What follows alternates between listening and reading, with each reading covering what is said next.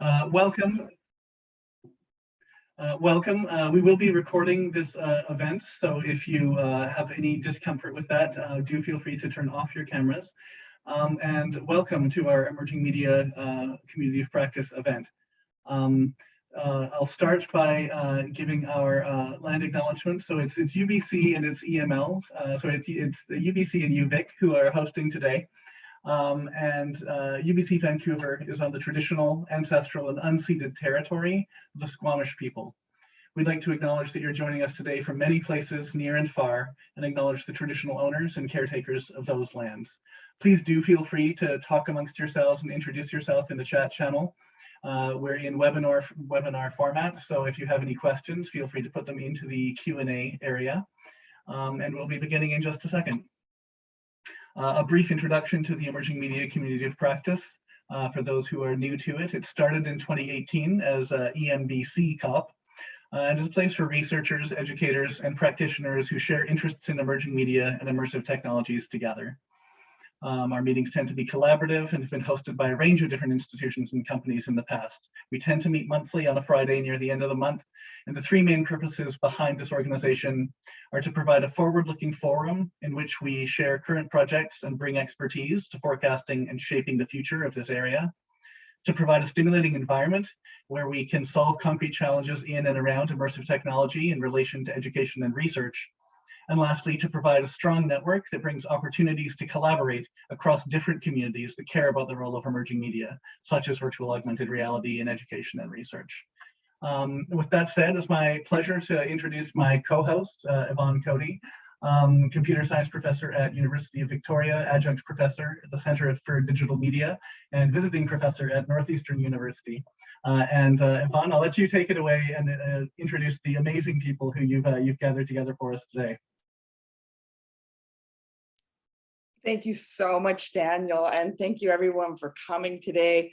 It's incredibly fantastic to be here. The Emerging Media Lab has been so great to work with to get this organized. It's been wonderful to co-host with them. I get the wonderful job of introducing these three incredible people who really are transforming our community as we know it, in particular in the area of education and opportunities.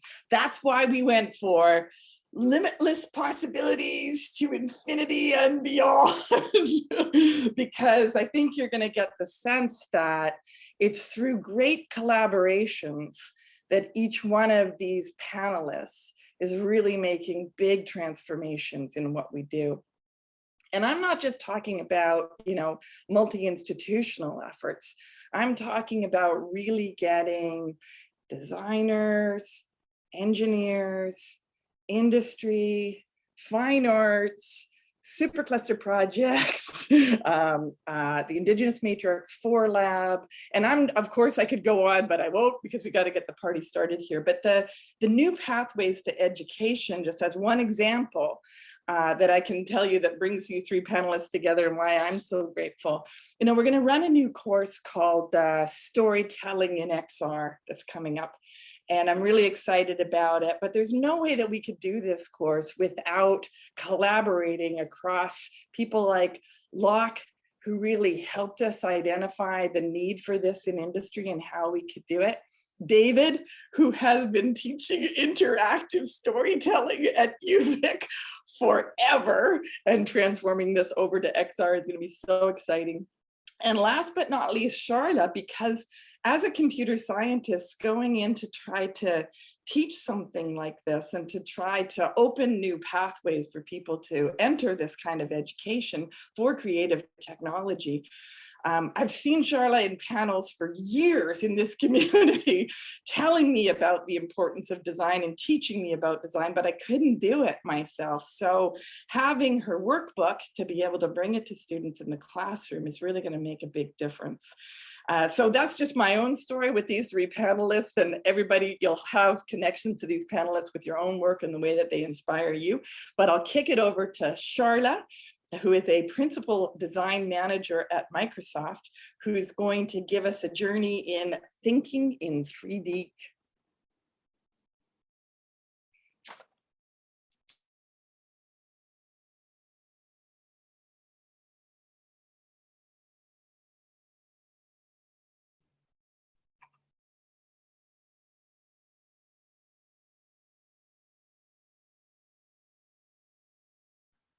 That's a really fun feature. If I share my screen, it takes away the whole command of everything. Okay. Hi, everyone. That was fun.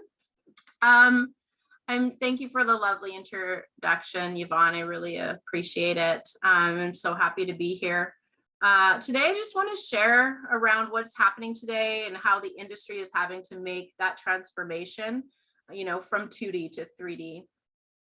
So first, I thought I'd kind of give you guys a little perspective of who I am.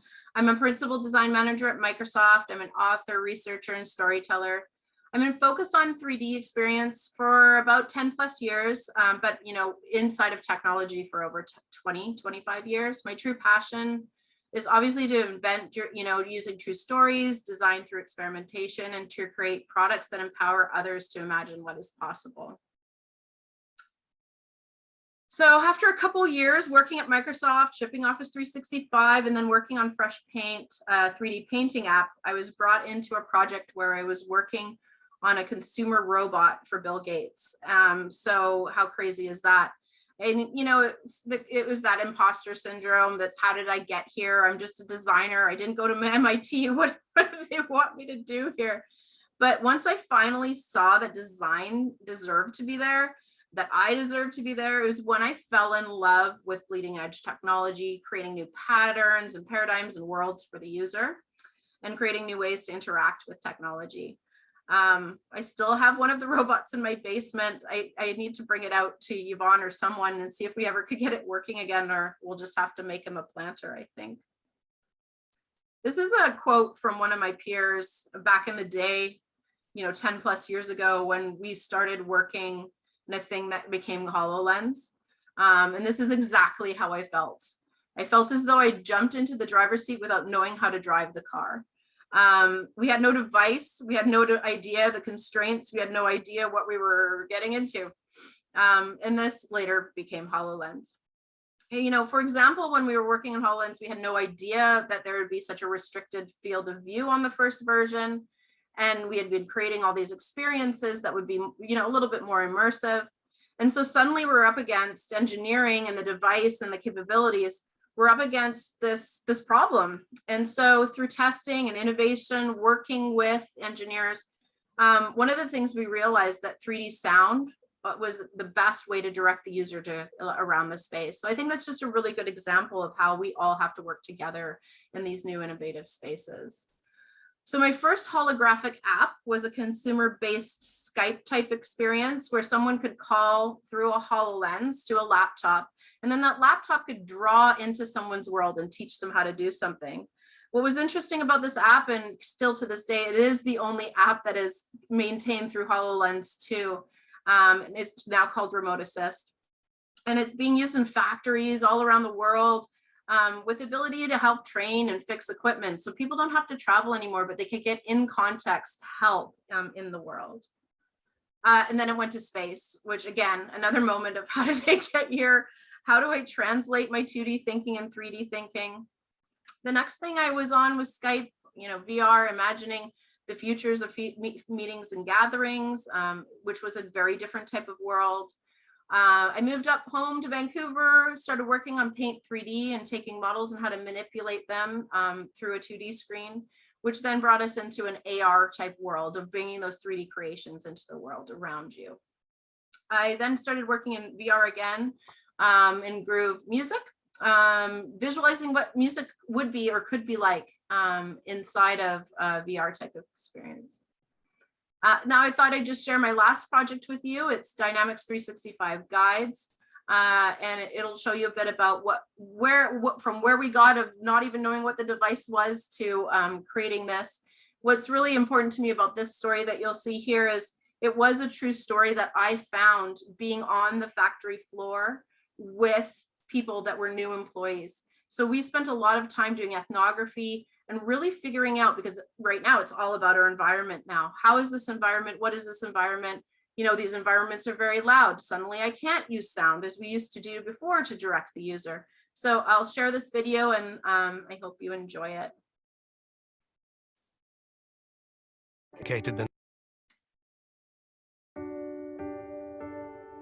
Work today is more complicated than ever. The old ways of training cannot get new employees up to speed as fast as the experienced people are retiring. We need a better way forward. Introducing Dynamics 365 guides.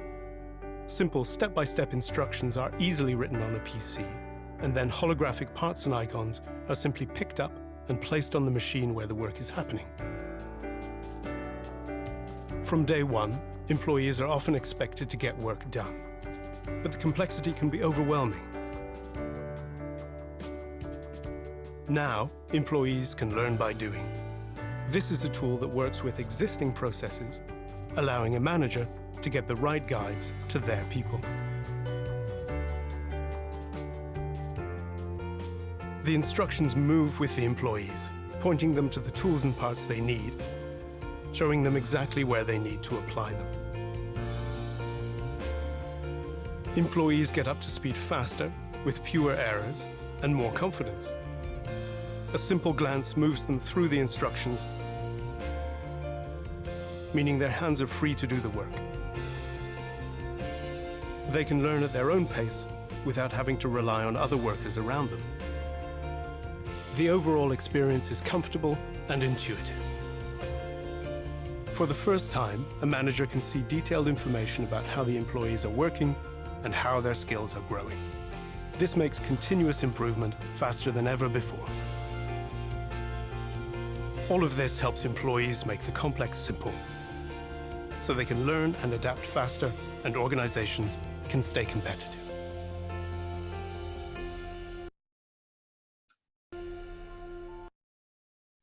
So next I thought I would just kind of jump in. I'm going to use a lot of R words in this presentation. So getting everyone on the same page. I mean, these, AR, VR, MR, XR, metaverse, all these terms are being used interchangeably and all over the place. Hopefully we'll start landing a little bit closer, but this is how I like to look at them. There's an XR spectrum, and there's a physical reality and a digital reality that we live in. And from the AR world, where you're looking at digital content shown through the real world through a screen, to then something like maybe, as you can see on the bottom, Google Glass, to then MR, where you're starting to get actually environmentally aware and having digital interaction with the physical world. And then VR, which is virtual realities, which is entirely taking over and being in a complete digital reality of simulated environment. So that's how I'll kind of, if you hear me use these terms, that's how I'm thinking of them as we go through this. So as designers, and as good designers do, we always ask the question, why 3D? And I thought I'd just share some of the knowledge that I have around why we believe 3D is so important. So we absorb 3D, more data in 3 dimensions. So this means that people learn better if they see something that is in 3D and get to actually even better manipulate it and look at it from every angle. This is so important to understand as we embrace 3D. It hard codes our memories and spatial awareness. Not only do we as humans absorb more of the content, right, in 3D, but we remember that experience for longer. So this is important in educational scenarios, as well as if you can imagine, in the workplace educational scenarios that we just saw with a factory worker, where it's been proven that people will lose up to 80% of what they've learned if they don't practice it. And we were seeing that on the factory floor for sure. So if we're using 3D, there's this proof that we can retain that and hard code that memory, because I've seen it, I've interacted with it for longer rather than a 2D form. So something that's very interesting is it speeds up our understanding and help us to make decisions faster. So an example I think the industry or that I like to use is like, if I'm going to go present a toaster that's 3D, it's much better to show them that in 3D so that they can look at it in every angle. So from a business standpoint, being able to make that business decision faster is obviously something that's very crucial and lucrative, right? Time is money. Something that I love about AR and MR is the fact that we can continue the conversation. Right now, my Zoom has decided to not let me see anyone's face. I find it really hard to do these when we're not having these human to human interactions, right? I think in this new world of being virtual, I really have noticed that how much I depended on seeing people's faces, and depended on when I'm selling something or presenting something, the energy of the room and so forth. So with AR and MR, we're really able to connect with each other, see the reactions, and work together. As VR is definitely progressing, mixed reality is progressing into avatars, and they're getting better. Still, I have not had an experience yet that is better than being human to human. I have some data around XR and education that I thought would be interesting to share as we kind of embrace this new world of 3D.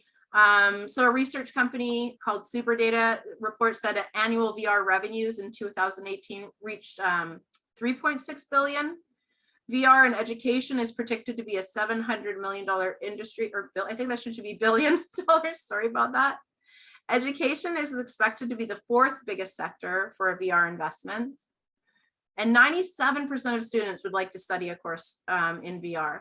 Almost 80% of teachers actually have already access to these devices, but only a small percentage are actually using them. 93% of teachers said that their students would be excited to work in virtual reality or use virtual reality to learn. And 7 out of those 10 teachers want to use it as well. And then talking about the job market, you know, when I started in mixed reality, it didn't even have a name. We didn't even know, we didn't have a dice. My first day on the job with HoloLens, I had to sign the contract with Microsoft without even knowing what I was going to be working on. I had to just like everyone's just like, it's cool, you'll love it. So when I did this, it was crazy because the first day I went into this basement, they put this weird contraption on my head and over my eyes. There's a guy with a cart, I had all these hot wires hanging out of my back. And I'm like, what have I gotten myself into, right? But now as we're progressing, you know, and there were no rules back then, there was no guidance. We had nothing to look to like help support us and understand what was right, what was wrong. But now we're starting to have work to build off of, right? We have all these learnings and all this great stuff, but the industry is really looking to hire qualified candidates, and they're having a really hard time finding people to fill those roles. And so what's interesting is that even though the games industry has provided some of the top talent for this, you can see from my background, I did not, that wasn't my background, that wasn't my journey. And it's been interesting merging the two disciplines of game designers and traditional UX designers like myself. I think they all looked at me crazy when I started talking about testing and usability and things, because game designers typically don't test their work or check in with users. It's a brand that they just put out there, and you know, they do test plays, but not the same way UX design does. So obviously there's just a demand across the board for designers like me who have had the experience of being able to work in these different types of worlds, experiences, environments, as well as, you know, computer science, all and across the board. Really is the realization as these two worlds have come together is that we need both, and it's really important to have both, honestly. And so then, as we know, in small industries, then top talent gets tied up in companies that have massive budgets. And then we're seeing that the startups or the smaller companies are having a really hard time trying to compete with the quality candidates. So I just thought I'd kind of end and wrap up on just like, how do we help the community transfer their knowledge from 2D to 3D? That's really that breaking that kind of wall between like, here's how I used to design in 3D, here's how I used to code in 3D. Now, how do I do that for 3D? And so I think it's 3 things, right? Upskilling the industry. So not only in education, but like people like myself that got upskilled in the moment with a big crazy device on their head in a basement, and I'm starting to understand how to think about this, to then, you know, giving education to students from all disciplines about how to start thinking in 3D, and then bringing awareness to industry, obviously, and the value. And I think we're seeing that pick up quite a bit now that, you know, obviously VR devices are so accessible. I just thought I'd share my book, How to Think 3D. It's a workbook geared towards the educational space. It's for teachers, students, makers, spaces, programs looking to start teaching how virtual reality, augmented reality. It's a really great way to just start understanding the space and really get a a view of like my design process and like how I twist my 2D design into 3D thinking. So that's there. I'll provide a link in the chat later on. And as I summarize, this is one of my favorite quotes. This is very odd, but I was in the Vancouver Aquarium of all places. I've always had an issue with zoos and animals in captivity. I managed to take my kids there. I still have a hard time, but I saw this quote, a version of this quote on the wall, and it really resonated with me, right? In my mindset of what, like how I feel about these places. And it helped me understand why I was there, but then I took it back to my team and my values. And for XR, this is so true. 80% of the time when we have an idea in the 2D world of the screen or the whatever, and we take it into any device, it's wrong. And so you have to get into the devices, you have to start experiencing it, you have to start thinking in different ways as this digital content starts surrounding us more.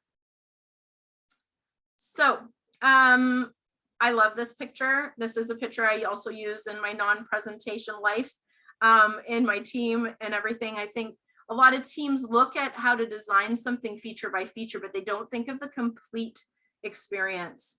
So 3D, thinking in 3D will be just a crucial skill set for not only engineering, but designers, teachers, project managers, and the product teams in there entirely. And it will just become the new normal for us to expect anyone and everyone to be able to think this way and think in 3D.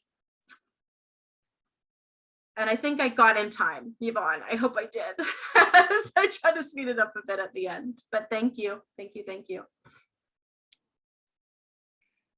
Wow, thank you so much, Charla. And I think there's a lot going on in the chat as well. And I think, Daniel, there's a Q&A area in Zoom as well. Is that correct? I want to just check. That's correct. So at the bottom of your Zoom interface there's a little Q&A piece. You can put any questions in there as people are talking, as they're giving their presentations, and then we can queue those up for people to answer them. There'll be a bit of time for Q&A right now with Charla, and then at the end, there'll be some time for Q&A with everybody as well. So feel free, if you have a question, you can use the chat, you can unmute. Oh, and there, you're getting requests for the links in the chat there, Charla. You got it. I think, and Daniel, you made the point there, that, thinking in terms of diversity and inclusion and what this means to us to really try to broaden the ways that people can start to get involved. I think that's been such a big learning experience. I remember 2017, we were all down at the Cube. This was it. We're going to do it. But maybe we hadn't done the truly transformative, collaborative kind of efforts here. And I can see, boy, I can see Derek from UVic is offering to try to get the robot going for you, Charla. Yay, yay. Okay, good. I feel like it'd be a really good party to take this thing out of my basement and just even open it up and see like what version of Windows even is in that thing. Exactly. And Charla, a question for you around the sources for the stats that you have there in terms of UX in education. Was that US data or where's that coming from? That's a really good question, and I don't know. I can go back into that data and see what the answer is, and while we're talking, try to find that. Typically, when we do research, it's global, but because those came from Statistica and a different other place, I'll check and see what else, where I can find it and find that answer. Sorry, I don't have it. I see another, Patrick. Hello, my Patrick. How are you? Patrick is even in the book. Let's just say that. He was, thank you for helping me on that journey. I'm just so grateful to have you a part of that work. Charla, what might motivate educators and instructors in post-secondary and developing more? I think, unfortunately, years ago, there was a stigma that it wasn't available, right? It wasn't readily available. It was expensive. It was all these things. And now we're seeing that stigma collapse. I think it's just that why 3D and the value that it brings, and just seeing how many open positions and people that are searching for people should really help, educators. I did help support the writing of the program for the VFS course that's doing really well for XR. They have a really successful program currently, and their people are getting hired very readily. I just think it's like, we have to decrease that stigma maybe a bit and just kind of embrace. We're seeing Facebook call themselves Meta. It's happening, and we really just need to embrace that and jump in. That's Absolutely. Sorry. Sorry, no, I was just going to say, and I think Patrick's been very key also in transforming education and embracing things and jumping. I know, exactly. This is just the beginning of a longer conversation. Yeah, no, definitely. And a conversation I'd love to have. Okay, so so that's a really great question. Accessibility is always like a very top priority for me in everything that I do. I help support some of the Xbox accessibility issues and so on and so forth. There's a very interesting cane that was developed for blind people, but honestly, in the team inside of HoloLens, it's definitely a priority of how we can mix voice to hand gesture to eyes versus and looking through that. But these technologies, all of them are very far behind on supporting that. And I hope that we can keep on pushing and making it something that's super important. Accessibility is always super important to Microsoft. The product I'm on right now, top priority to make sure that it is. We get graded on it. But yeah, the technologies definitely need to have more teams and people thinking about these spaces for sure.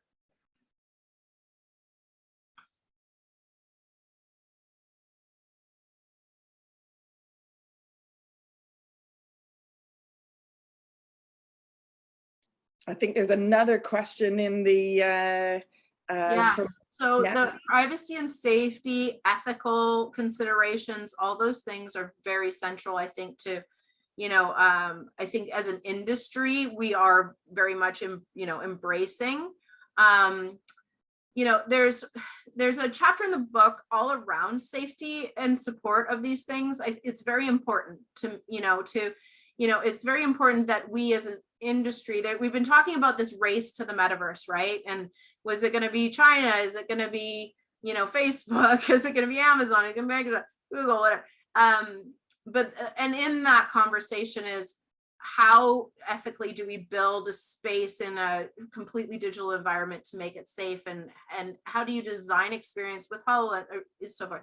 It's definitely I hope it is being addressed, and the sharing of data is interesting to me. I mean, a lot of people I would be curious to see if it's the concern of the data of the environmentally awareness of it, or the data. Anyway, I think that conversation could go a lot of different directions. It's a big one. It's a big conversation.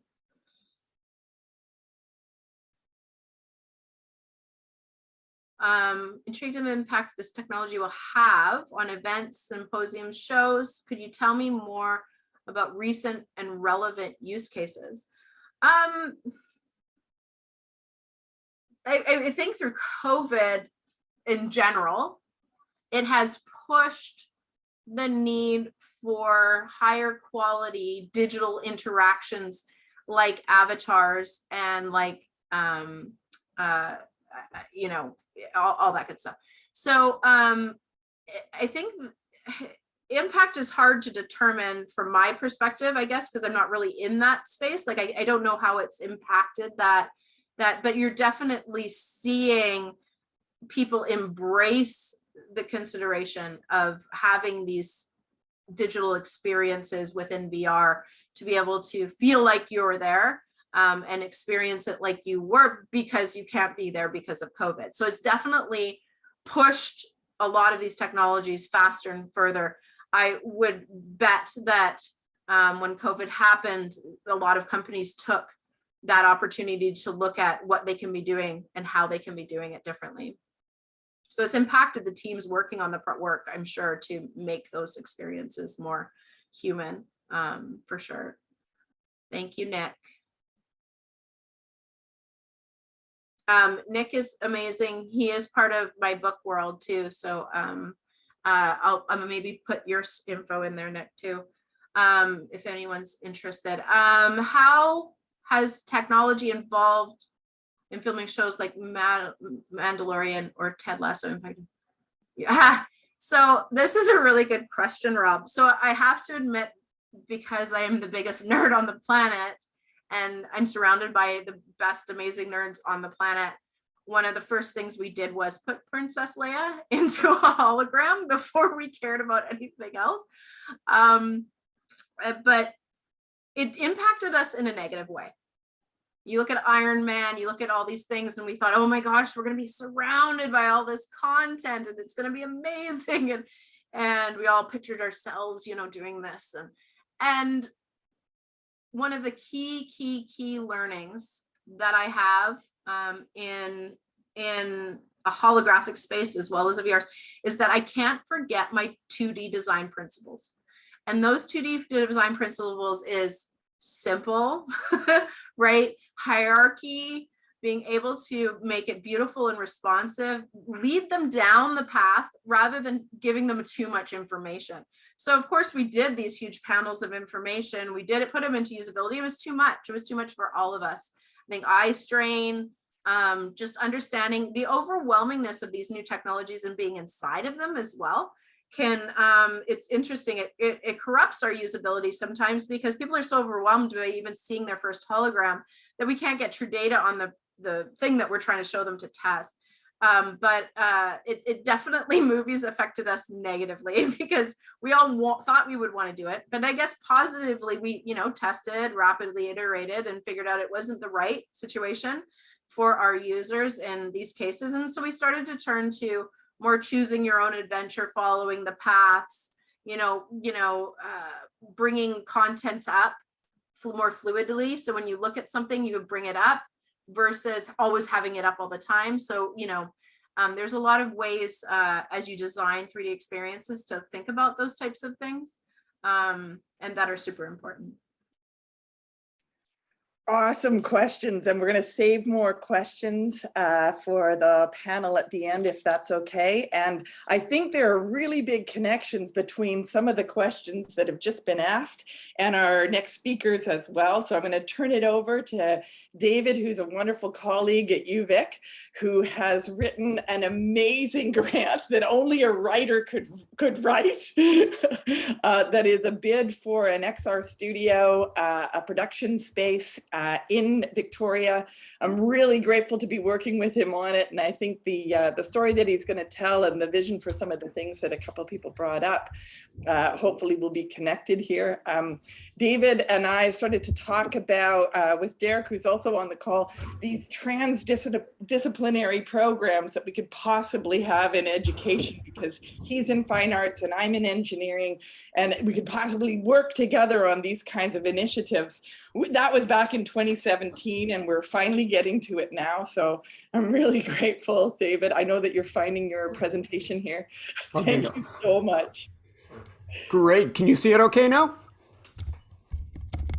Perfect.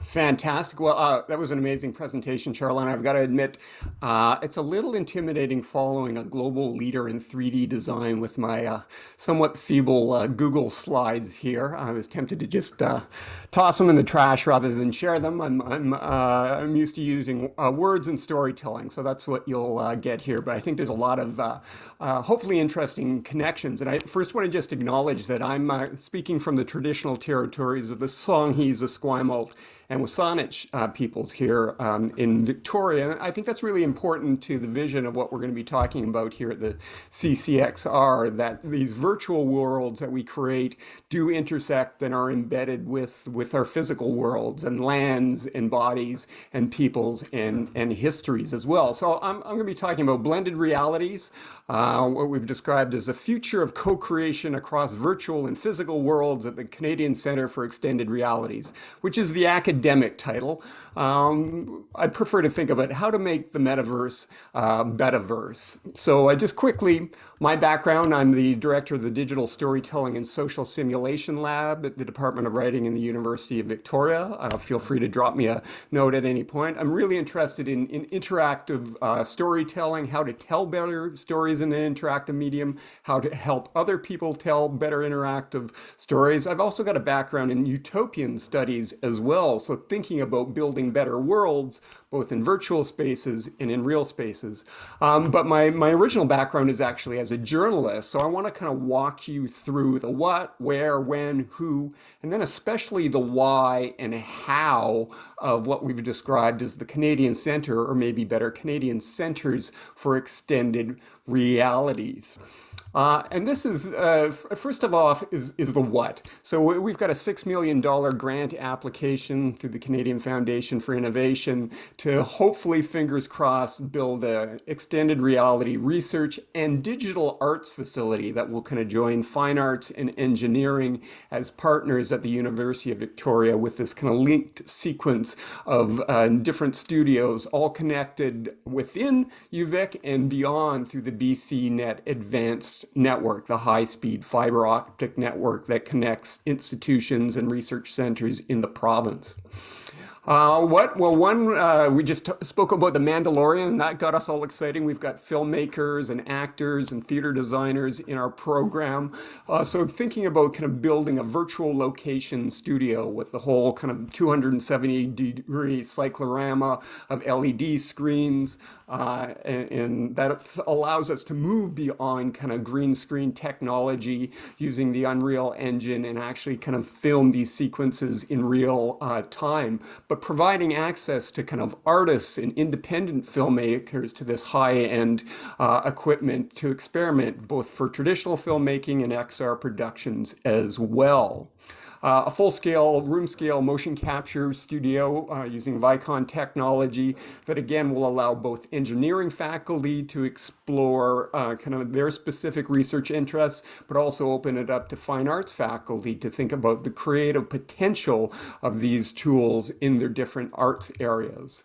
Again, Charla mentioned the importance of spatial audio, and that's really kind of key to what we're trying to do at the CCXR. We've got music and engineering faculty who want to equip our conventional recording studio with ambisonic mics and 360-degree monitors to enhance and improve how we record, broadcast, and produce 360-degree spatial audio, because that really is key to the full immersive effect beyond just visual fidelity. Location, we've kind of identified a suitable location at the Vancouver Island Tech Park, which is just outside of the city of Victoria, not far from the campus, either in their Innovate Hub or a new building. It's already connected to a high-speed BCnet connection. There's an ecology of existing startups there who might be interested in using the facility.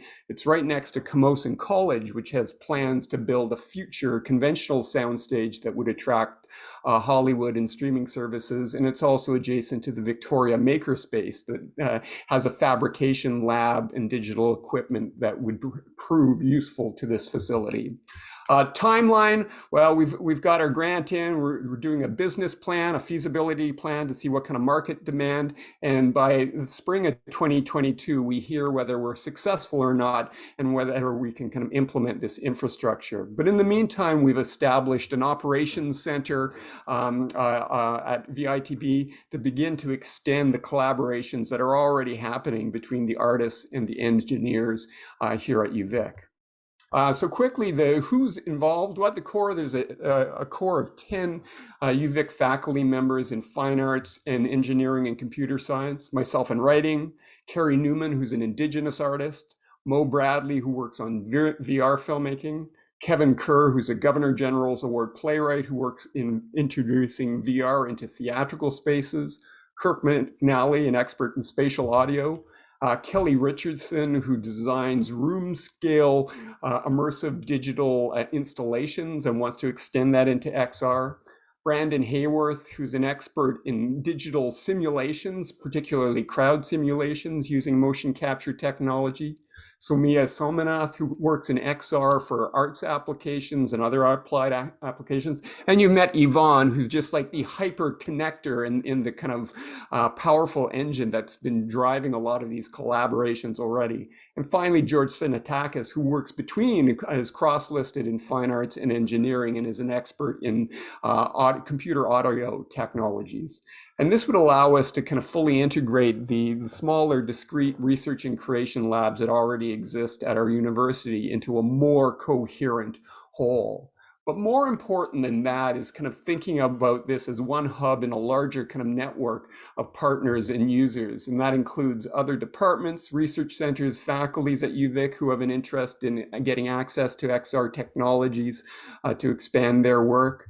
Working with institutional partners like UBC, Camosun, SFU, the CDM, and other research kind of councils to kind of connect with their existing XR studios. Providing access to municipalities, museums, indigenous groups to help with them creating interactive content. And finally, partnering with industry, both as infrastructure and technology providers and potential beneficiaries of any of the kind of research or access to these technologies. And there's just kind of a quick info dump of some of the institutional partners that we've already been in conversation with, all who have different areas of expertise that could be linked into our vision of these connected XR facilities. And also community and industry partners as well, who could either benefit or add to the impact of what we're proposing at the CCXR. Finally, and this is the most important, what are our ultimate research goals? Why do we need access to this technology? Well, there's kind of a six-pronged approach that we're taking based on our researchers' interests. One, how can we improve the latency, fidelity, and diversity, particularly of simulated human behaviors in digital worlds and digital environments? And we've got computer engineers who are really kind of working around that, particularly simulations that account for building design, because most of them don't actually address issues of accessibility or don't have that diversity of human behaviors that account for different ways of moving through a physical space. How can we enhance the recording, editing, broadcast, and reception of spatial audio? Again, emphasizing that importance of immersive sound to a sense of kind of presence and engagement in XR worlds. How can we integrate 360-degree cinematic audio-visual and body presence and interactive agency? Basically, how do we create a new syntax for telling cinematic filmic stories in XR? And Mo Bradley has kind of worked with her students to create Not For Sale, a quite innovative VR short film. How can we co-create, rehearse, and broadcast digital productions, performances to remote audiences? And here is why we're looking at things like latency and trying to kind of connect with XR studios, imagining a future where we might have an actor at a facility in the UK working with a director at a facility in Toronto, working with a designer at a facility at BC, all operating in the XR space in real time to co-create something. How can we evaluate the perceptual awareness, psychological engagement, and emotional emergence of diverse XR audiences? I think this is really important. I mean, VR has been touted for years as the empathy machine, but we need to kind of step back and examine what level of truth and what level of hype there is in that. And I know particularly at SFU, they've got a lot of kind of expertise in the area of kind of psychological engagement in XR spaces. So working with them and others at UVic to evaluate that. And finally, because of the strengths we have in Indigenous arts and culture at UVic, how do we think about designing decolonized virtual spaces that respond to and respect Indigenous cultural protocols and don't make the same mistakes that we have made in our real world or in our social media world? So one example is we've got a playwright who's interested in using XR and especially mixed reality projections to kind of recreate the experience of the Indigenous experience of blood memory, how our ancestors don't just exist in the past, but walk with us. How can she use technology to provide that experience for a theatrical audience? And those all kind of feed into one larger question, that is, how can digital environments be better engineered, integrated, and networked to deepen the psychological immersion and positive social interactivity of XR experiences that really genuinely connect diverse audiences? And this is why we really need to kind of connect with other experts and artists and creators around the world who are working in this area. Again, there's obvious impacts and benefits of joining artists and engineers in an innovation hubs, just in terms of innovation in software and hardware, and artists' access to this leading tech to explore its affordances, the economic benefits based on what Charla was saying in terms of the economic and financial potential for these applied uses. The social and cultural benefits, again, of allowing artists to access this new technology for cultural preservation, indigenous storytelling, education, and just like the financial impact the pandemic has had on the performing arts in providing ways of reaching new remote audiences. The environmental benefits of kind of reducing the need for traveling, whether it's for location shoots, for VR conferencing, to provide better ways of collaborating in real time that don't require using carbon. And finally, just the health benefits. So we've got faculty members working in VR for rehab, accessibility design, thinking about empathy and wellness apps. But as one of the question askers mentioned as well, how do we think through the ethics of extended reality development and applications? Again, you need as many different voices at that table as possible. Finally, I just want to kind of end with this. I'm a writer, a storyteller, so I tend to think in metaphors. So what is this ultimate vision? How can we kind of think of it? And if you think about the technological infrastructure that has had the most profound impact economically, socially, environmentally on our country and especially our province, it's without a doubt, it still is the CPR and the railway. So when you can imagine this network of facilities like the CPR of XR. Yet if you kind of think through that, you also have to acknowledge that the railway, the CPR, had a profoundly negative effect on our environment, on the indigenous communities it's displaced, on ethnic communities, particularly Chinese Canadians who were deeply involved in building this infrastructure, yet who were paid half as much, did the most dangerous jobs, and then were excluded from the commemoration of its finishing. This is famous photo of the last spike. The Chinese laborers were kind of removed from the scene. So this is a virtual reality of its own, but in a sort of negative way. So an alternate metaphor, I think, is if you kind of think of what is the most powerful force of creation, innovation, ever on our planet. Well, it's natural evolution, and one of the kind of great incubators or accelerators of speciation and evolution has always been islands. And islands, of course, are close to our heart here at UVic. We live on an island, we work on an island, for better, for worse. It's got its advantages and disadvantages.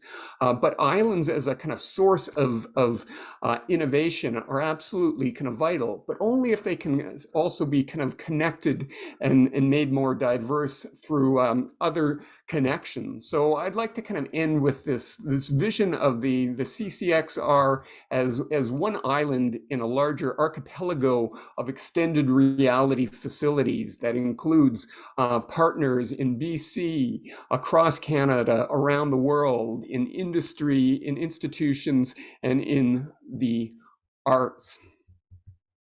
Thank you kindly.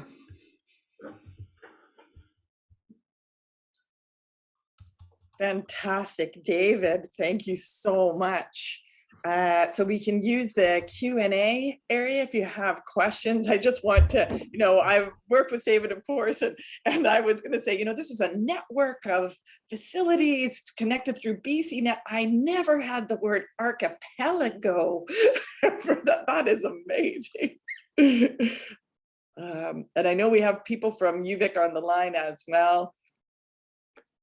maybe one thing, David, I know that maybe a lot of people don't know about CFI, how that works, and what really is there in Victoria right now. Do you want to comment on what we have in Victoria right now, and how maybe even without CFI, your vision might be something we can accomplish?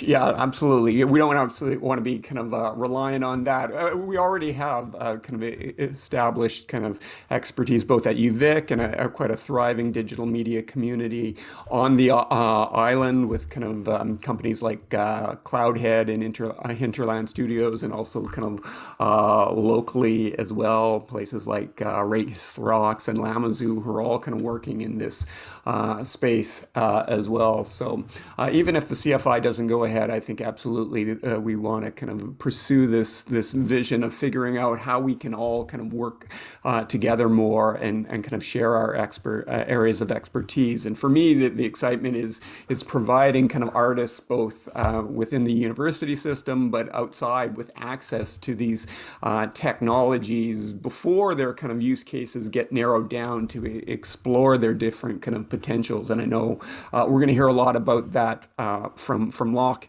as well. I think one of the great examples of, I think, incredibly successful public initiative is like the funding of the NFB and NFB Interactive, in which you bring together technologists and artists and public funding and give them this kind of creative freedom to explore the potential of storytelling, first in the documentary form and then in interactive media form. So thinking about how we can kind of build such an interconnected ecology of creativity in XR, I think is both urgent and exciting. Fantastic. Yeah. And I think, not having this at UVic has been something that we've been doing a lot of ad hoc kind of off the side of the desk experiments with where we can set things up and how we can make things happen. But that connection to everybody through a high-speed interconnect to be able to do collaborative productions potentially, and to be able to explore things and to have people over to Victoria and UVic to explore what we've got there too would be so great. And I noticed Natalie's got a question in terms of, and it's a really good question about like the public funding for these things. And now technically we've just, the grant application wasn't done in 2017. We've just kind of submitted it to the internal stage now, but you're right, it's a long process of approval. So even the kind of grant and the items that we've listed are all kind of provisional, because we know by 2023 the technology will likely have kind of changed. So there is kind of wiggle room in there that allows you to kind of update things as well, especially for a very kind of fast-moving target industry. Though CFI doesn't necessarily kind of offer as much to kind of asrts-based industries. So yeah, it's an interesting kind of, they fund things like particle accelerators and astronomical observatories. So kind of making that push and making that case for the importance of creative technologies and providing access to kind of Canadian researchers and artists to the most cutting edge tools is really vital. But yeah, there is definitely this kind of tension between the kind of slow process of a grant funding agency and the kind of rapid iteration and change that happens around a lot of these technologies. Definitely. Thank you, David. And thank you for all the hard work on all of this. And I think you've just done some great ways to segue into Loc here, and we'll have more time for questions at the end, hopefully. But maybe we can turn it over to you, Loc. Many of you know Loc as the Executive Director of DigiBC, and certainly the landscape report that came out for creative tech has been really inspiring for a lot of us and helps us guide the way forward in all of this. But maybe what you don't know as much about Loc is the great work that he's been doing with Ryerson, and certainly this future makers that he's going to tell us about today, again, really looks at transforming education in a transformational way that we can accomplish, and he is accomplishing already, and we can continue to work with him to promote it. So thank you, Loc, over to you. Thank you, Yvonne, and thank you, everyone. I want to acknowledge that I'm coming to you from the traditional and ancestral and unceded territories of the Coast Salish peoples, the Musqueam, Squamish, and Tsleil-Waututh. We respect the land and honor this tradition of land acknowledgement that dates back centuries.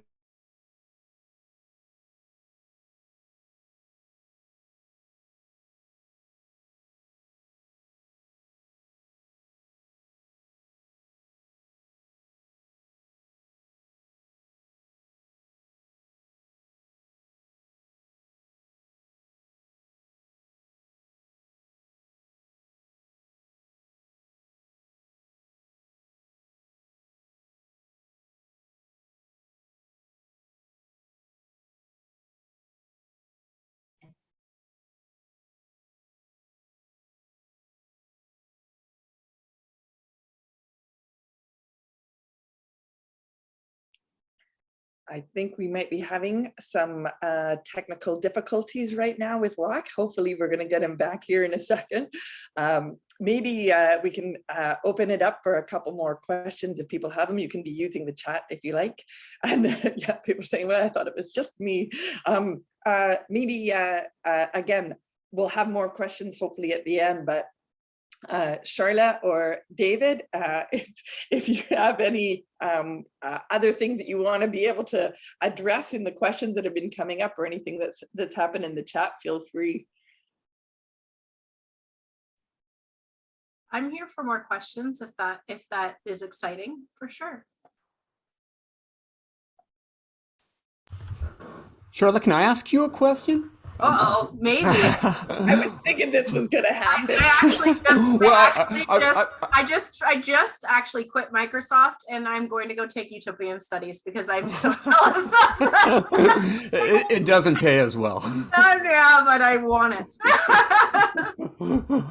Can you tell us more about, like, I mean, working in Microsoft, where you and the HoloLens and stuff, like the potential for mixed reality. I mean, we always hear about virtual reality and we know about augmented reality, but mixed reality really seems like an exciting tool. There he is.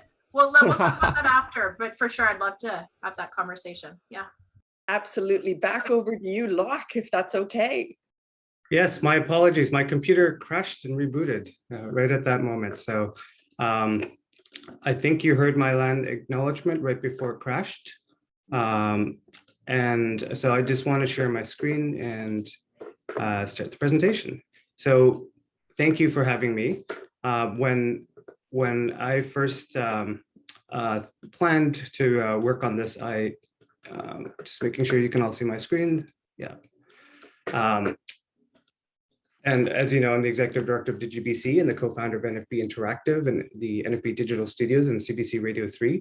When I first thought about doing this, I wanted to jump into Future Makers, but I thought I want to go back and look at where we came from in order to decide where we should go. So, and sorry, I just have an issue. I'll be 1 second here. It looks like when my computer crashed, I lost some slides. Just want to make sure I'm switching to the right version here. Sorry about that. Never had a computer crash while I'm presenting before. If it's ever going to happen, it's going to be now. Boy, it's okay. Here we go. This is the right version. So I wanted to look back. Let me just share this one. Okay, share sound and optimize video. I wanted to look back for inspiration at the work we did at NFB Interactive at the National Film Board of Canada for this amazing 10-year period where we got to really start with looking at film and thinking about interactive and creative technology and looking, and we kind of broke down a formula over time around story, form, technology, and platform.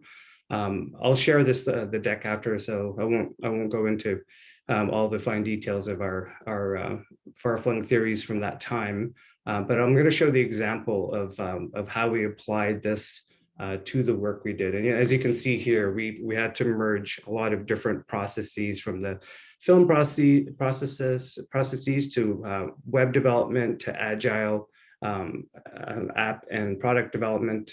And as a result, we made about 100 projects over those 10 years that started as interactive and then grew into immersive. So the first category I want to talk about is how we looked at books and making them interactive.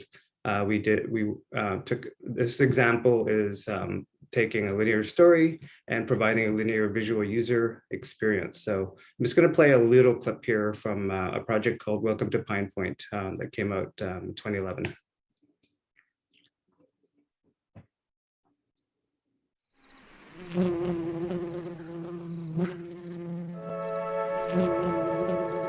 Mouse click.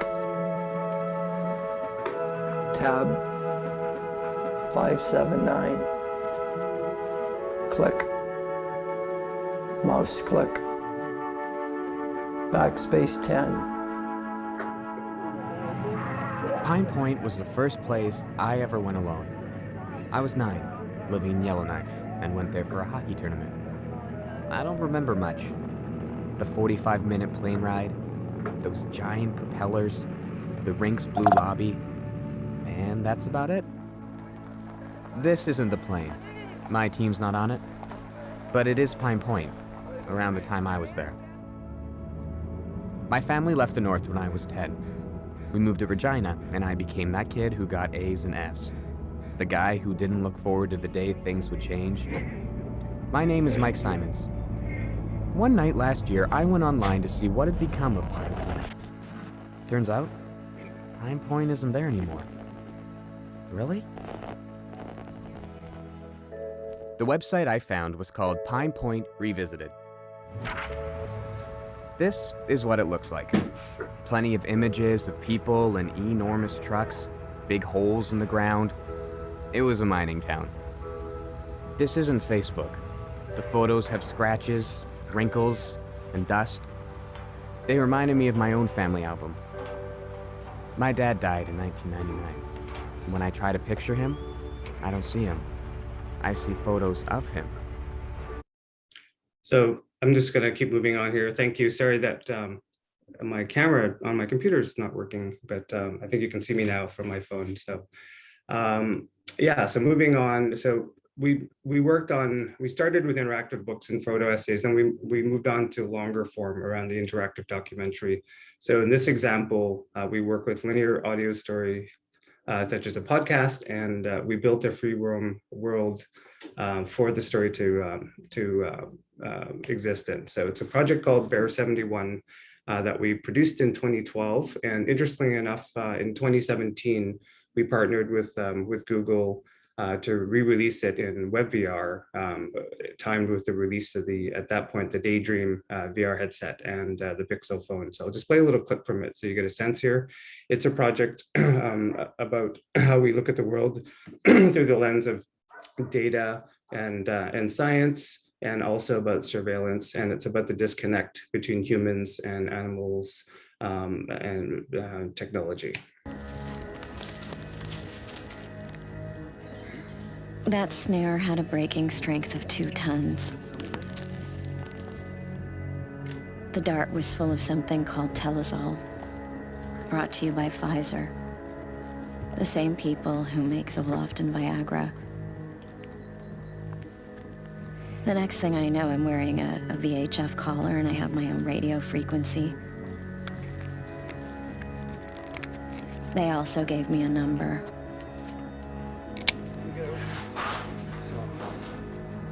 Bear 71.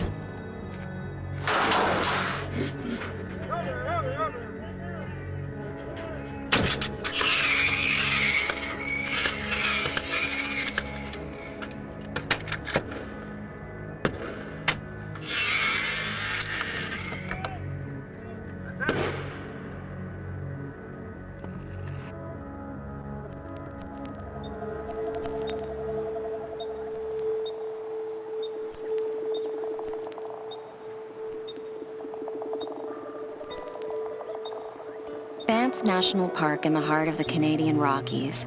Bears and humans here live closer together than any other place on Earth. That explains the radio collar constantly beeping my location to some ranger playing God. There are 15 remote sensing cameras in my home range, plus infrared counters and barbed wire snags to collect my hair. I call it the grid. I live around a town called Canmore in the Bow River Valley. All right, so that's a little snippet of it. I just want to keep going for time here. It's still available in the WebVR version that works on your desktop. Yeah, thank you. Now moving on, immersive documentary. So in about 2014, we started a project with the artist Stan Douglas called Circa 1948. And for this one, we really pushed it far more into video game territory, where we worked with a free roam story, spatial audio, a free roam world. So I'll start with showing the app version that came out of it and talk some more. So this is just a little story that explains what the project is.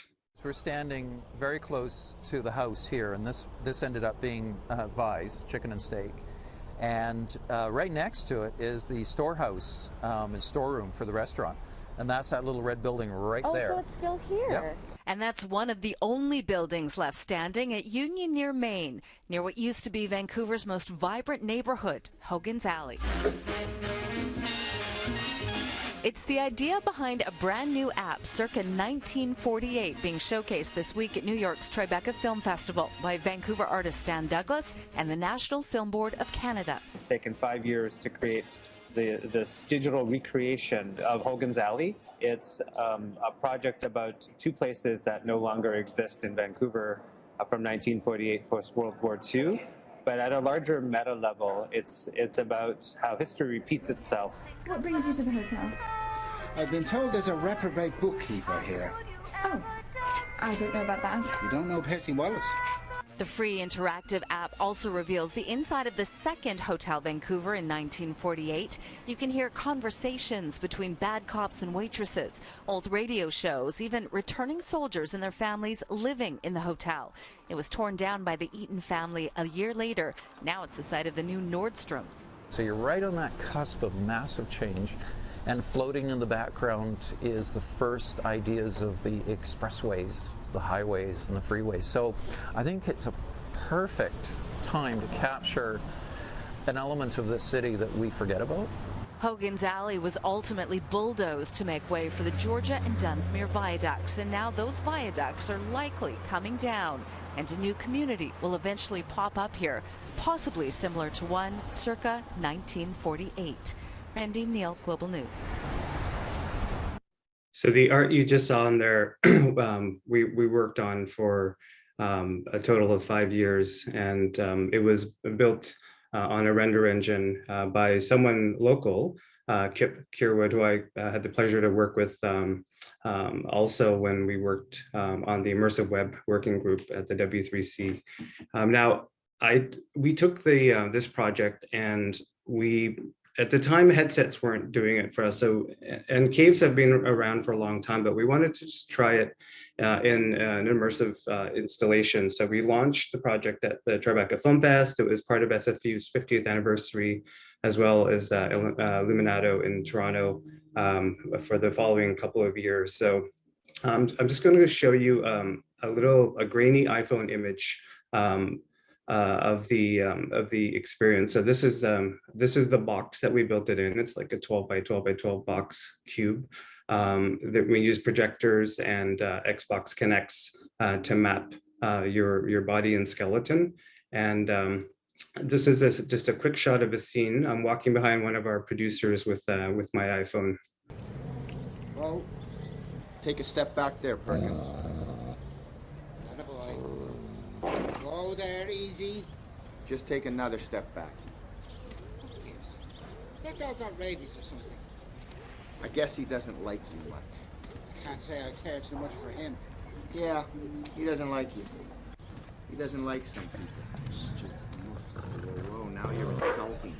I'll kick it in the teeth if it comes near me.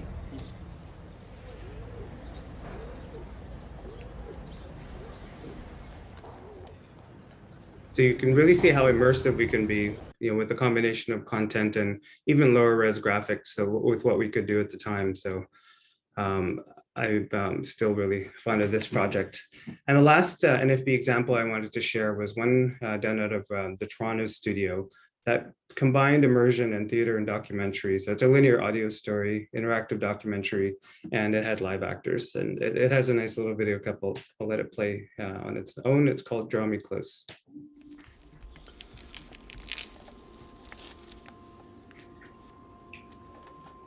Let's get this on you. If I close my eyes, I can picture the house I grew up in.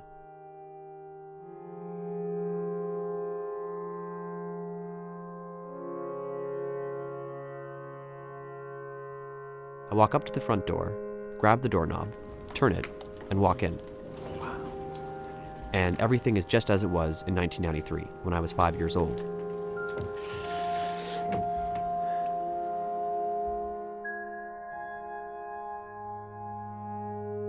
You were already at the front door when I arrived, telling me about your day. Hey. Come here, little man.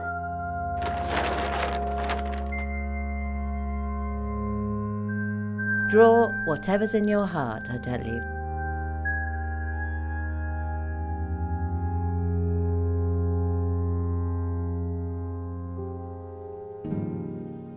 I scrub like a mad woman.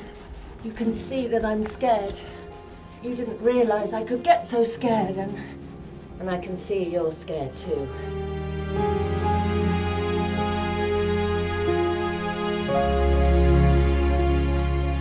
And as you lay there listening, you thought to yourself, one day I'm going to take away all your pain.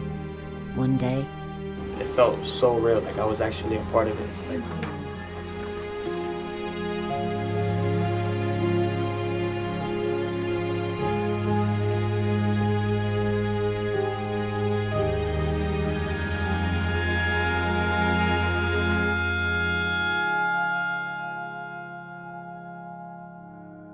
So that project was a collaboration with the National Theatre in the UK and Toby Coffey, who's an amazing collaborator we worked with. And we were part, and still are part of such an amazing global network of artists and creators in this area. So I really hope to David's point that we can have Canada be more involved in work like this moving forward.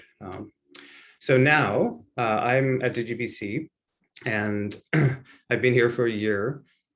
Here we have a lot of members who are in video games, in animation, visual effects, and VR, AR, and of course MR. From Microsoft to IM4, who I think Loretta's on this call. Hey, Loretta. And from EA to Industrial Light and Magic. So lots of the commercial and industry, and as well as independent studios like Kano in Victoria. So we've been working a lot, as Yvonne mentioned, on this benchmark study for creative technology with a series of recommendations that a lot of you have heard me talk about already, so I'm not going to go into that. We've been working a lot on micro-credentials, partnering with the province on the framework, and with so far 6 schools, 5 of which we're part of the micro-credential applications. And we continue to work on a larger education strategy, which I'll get into. Last year, during the pandemic, just as I started the job, I was part of creating Future Makers 1 at Ryerson with my colleague, partner there, Ramona Pringle, who runs the Creative Innovation Studio. So this is the webpage that's up for Future Makers. And this came about because of what happened to the arts and the performing arts during the pandemic and how everything shut down. So we put together a cohort of students, and we decided to work with organizations, arts organizations that really needed some help to not just go online and do the normal streaming, but we really wanted to push them a little further. So we had 6 creative technologists here from the Creative Innovation Studio, and this cohort spread out. You can see I was a mentor as well as the film commissioner in Toronto and the city of Toronto. And then Lorena and Ramona were the professors on the project. And we worked with these 6 organizations.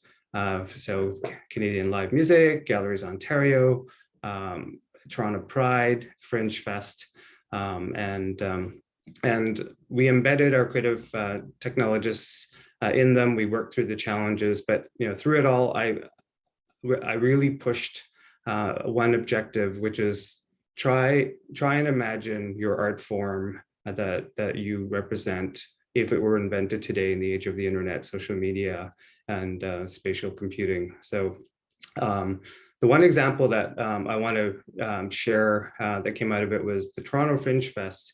Actually, they started by doing a lobby where you could answer, meet the performers, etc. But then they pivoted and they put on Fringe Primetime just this month in Gathertown. So I'm just going to play a little bit of it here. I don't have a live capture of the performances, but you can just see the world they built in Gathertown.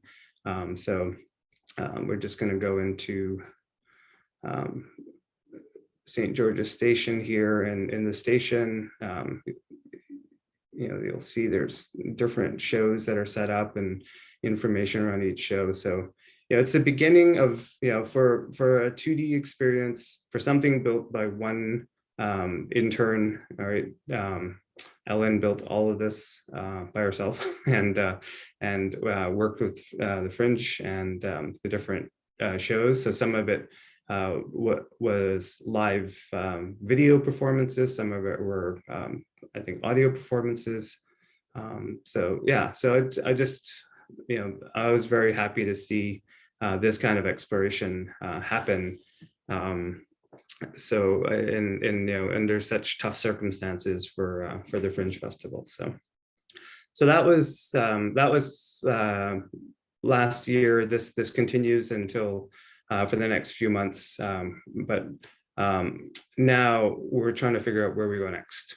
So this for Future Makers 2, I want BC to be involved in this, obviously, and to the mix, we now are looking at we have creative tech studios, arts organizations, artists, universities, and colleges. We're looking at what our provincial and federal investment and content funding opportunities are. We've been working on micro-credentials, internships, and capstones. And out of this, we're hoping to seed new projects, new companies, and new business models. So areas that we're looking in, and I think we're running low on time, so I won't play too much of this, but so film and TV production. So again, the lens here is if we were to invent these forms today, what would we do, right? So we've talked a lot about The Mandalorian.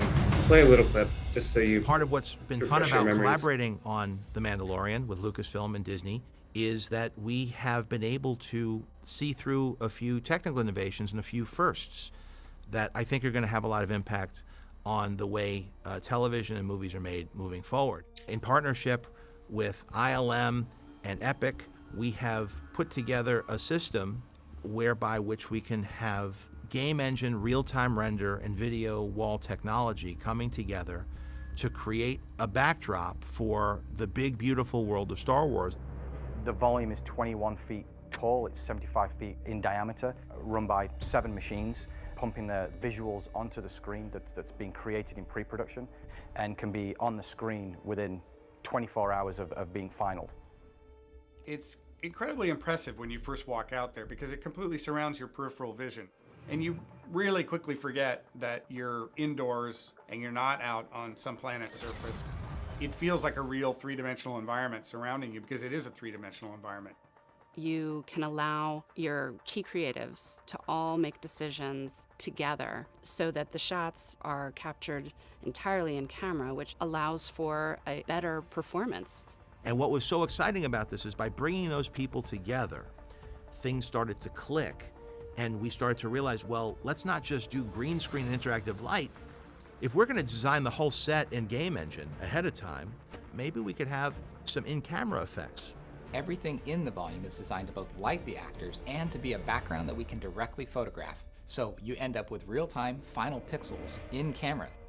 If you look at visual effects heavy films, you've got a film set and then it's going to go to post and it's going to get the world put in. Here we're considering all of that at the same time, and how do we create a background and foreground that live together on the volume harmoniously. When we started to play with the idea of using Unreal Engine for virtual production, that's one of the things that Richard and John started to embrace, is that you've got this very dynamic world where you can have randomization of things and find the happy accident that gives you the perfect shot. Being able to see the actors point at things and see what they're looking at was pretty transformative. It gave everybody context. So I'll stop it there for, and this clip is very accessible online, but yeah, I love this as an example of one area of convergence of how things can come together. And in the last year, we now have one of our members, Versatile, that have set up a virtual production studio in Vancouver, and our other member, Industrial Light and Magic, of course, we're part of this, and some of the work on the series is done here in Vancouver as well. So.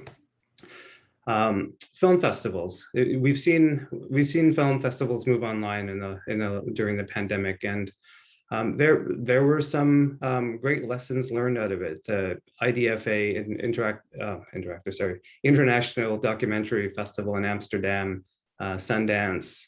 They both use spatial environments that you could go into in a 2D device like your phone or laptop, as well as in headset. And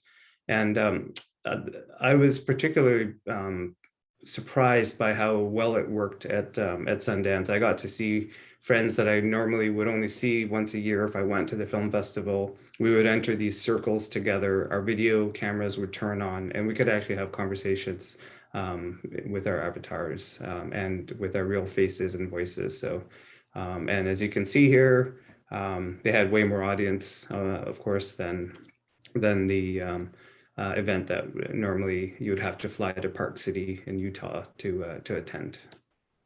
Music performance, lots has been said and done about this, so I won't go too deeply into this, but clearly this is an area that's that makes a lot of sense to keep working on. We had the examples like Travis Scott's performance in Fortnite, as an avatar, and then this one that was Made in BC project with Joe Barber and A. Thomas producing this. I'll play a little clip of in that TV screen. You can see that was the output of it, and this was also available in headset when it happened.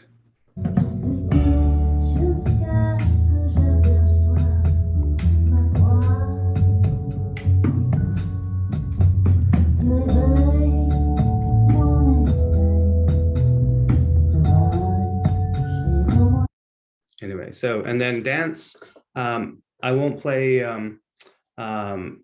anything around dance here, but this was actually from an NFB project that we did with Nancy Lee, and a dance was created for the 360 camera as the center and the subject.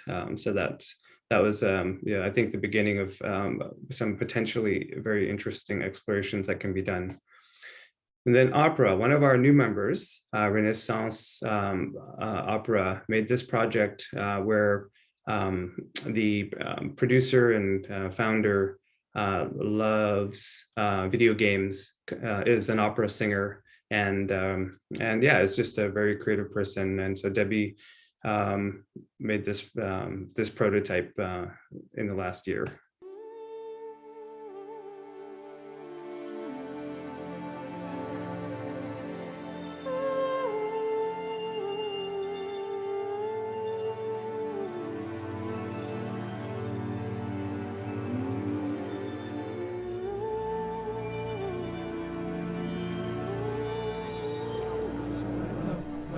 to the mortal world. We have been waiting for you. Listen. That is Orpheus you hear, searching for Eurydice who sleeps in the willow grove.